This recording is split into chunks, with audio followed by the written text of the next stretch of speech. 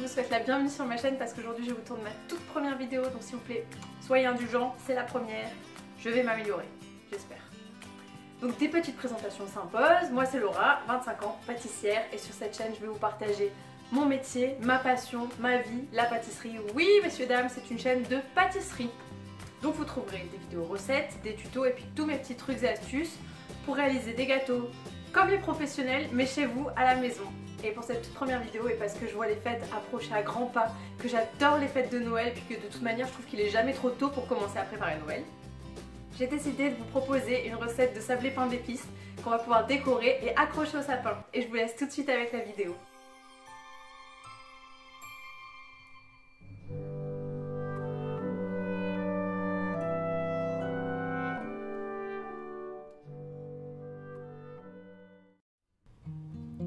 Pour réaliser cette recette, vous aurez besoin de 250 g de farine, 85 g de sucre complet ou de la cassonade si vous n'en avez pas, 2 pincées de sel, 10 g de rhum ambré, 5 g de levure chimique, 100 g de beurre ramolli coupé en morceaux, 125 g de miel et pour les épices, j'ai utilisé un mélange de cannelle, noix de muscade, gingembre et clou de girofle. J'en ai mis 5 g de chaque, mais vous pouvez aussi utiliser du 4 épices.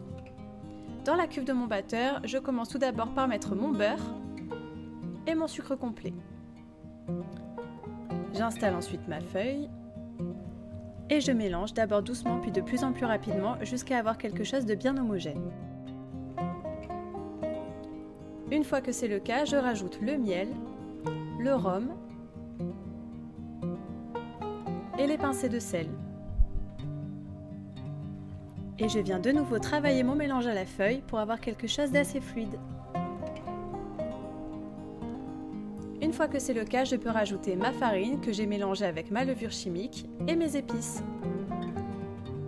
Et c'est reparti pour un tour, on mélange d'abord tout doucement pour éviter que la farine ne gicle dans tous les sens, puis de plus en plus rapidement jusqu'à avoir une consistance homogène. Lorsque la pâte est suffisamment mélangée, on peut arrêter le batteur. Alors comme vous pouvez le constater, elle ne forme pas une belle boule au fond de la cuve, c'est normal, pas de panique. Pour vérifier si elle est bien, il suffit d'en prendre un petit peu dans ses doigts et de réussir à faire une boule avec sans qu'elle ne colle aux mains. Sinon, il suffira de rajouter un peu de farine. Sur un plan de travail fariné, je débarrasse ma pâte. Et je vais simplement faire une boule avec. Je vais ensuite l'emballer dans du film plastique en l'aplatissant bien pour qu'elle refroidisse plus vite. Je la laisse ensuite reposer 1 heure au frigo. Lorsque ma pâte a bien refroidi, je vais ensuite la couper en deux et remettre tout de suite une des moitiés au frigo pour éviter que le tout ne ramollisse trop rapidement. Avec ma seconde moitié, je vais fleurer mon plan de travail.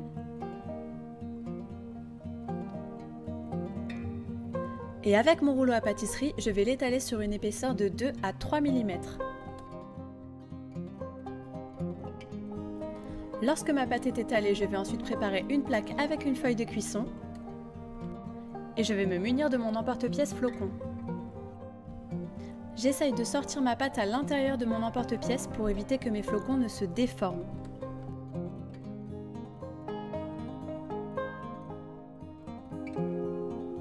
Et je répète l'opération jusqu'à remplir ma plaque. Puis avec une douille unie de 8, je viens percer des petits trous en haut des branches de mes flocons pour pouvoir ensuite passer mes rubans. J'enfourne ensuite mes biscuits pendant 8 minutes et je n'oublie pas de tourner ma plaque à mi-cuisson. Et je les laisse refroidir. Il est maintenant temps de passer à l'étape de la glace royale et pour cela, vous aurez besoin de 150 g de sucre glace, 30 g de blanc d'œuf et 5 g de jus de citron.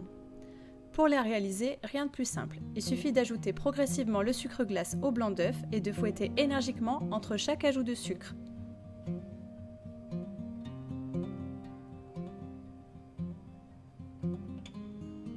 On réitère l'opération jusqu'à avoir la consistance voulue.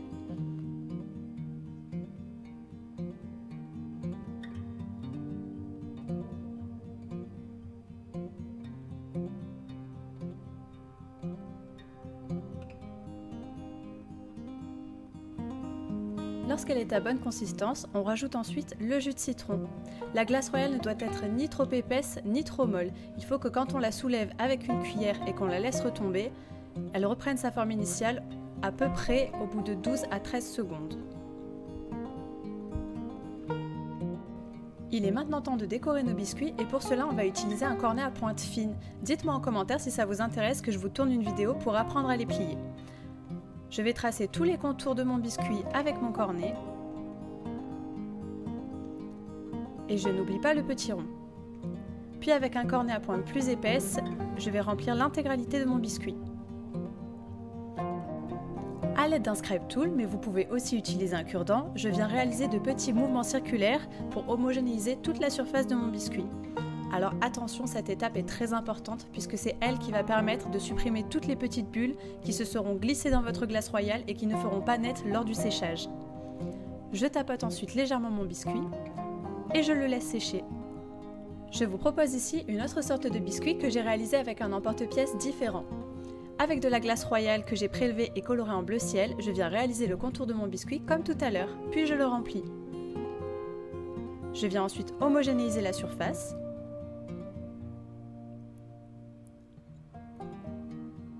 Et avec un cornet à pointe fine, je viens tracer de petits points tout autour de mon biscuit.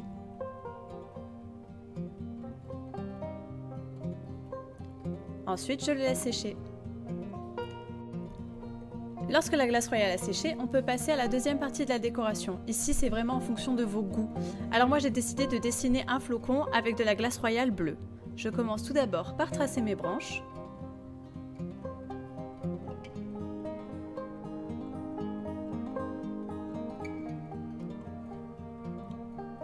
Puis je viens réaliser de petites arabesques en haut de chaque pointe de mon flocon.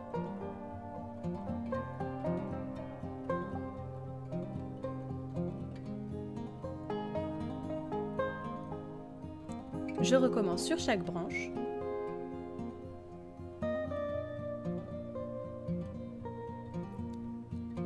Et pour le trou, je reste bien sur les bords.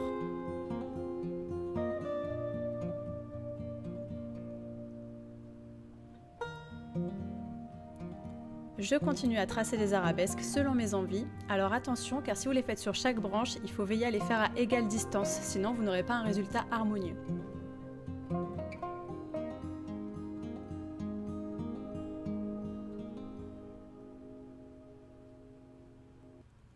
Et voilà le résultat. Je vais ensuite dessiner de petits points tout autour du centre et un gros au milieu.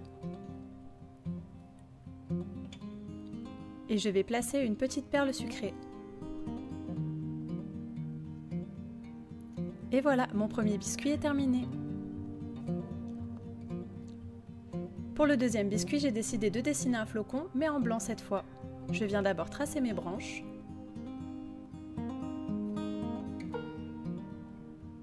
Puis je viens dessiner les extrémités.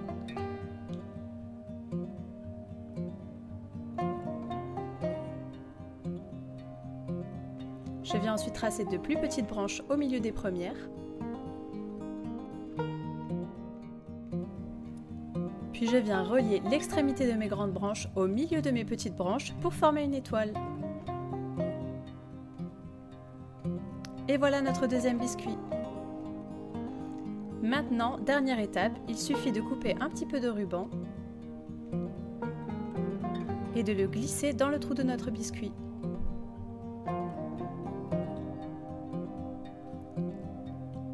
Il ne reste maintenant plus qu'à faire un nœud.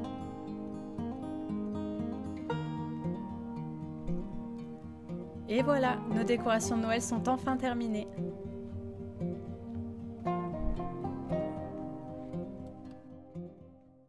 Et voilà, cette vidéo est déjà terminée, j'espère qu'elle vous a plu. Si c'est le cas, surtout n'hésitez pas à me le dire en mettant un petit pouce bleu ou en m'écrivant en commentaire, je serai ravie de vous lire. Et surtout, n'oubliez pas de vous abonner à ma chaîne pour ne rien rater des prochaines vidéos. Je vous ai mis la recette en barre d'infos, vous avez une version plus détaillée qui est disponible sur mon blog et vous pouvez aussi me rejoindre sur Facebook et sur Instagram. Rejoignez-moi, je ne mords pas, je vous promets. Je vous ai mis tous les liens en barre d'infos si ça vous intéresse et je vous dis à bientôt pour une prochaine vidéo. Bye bye!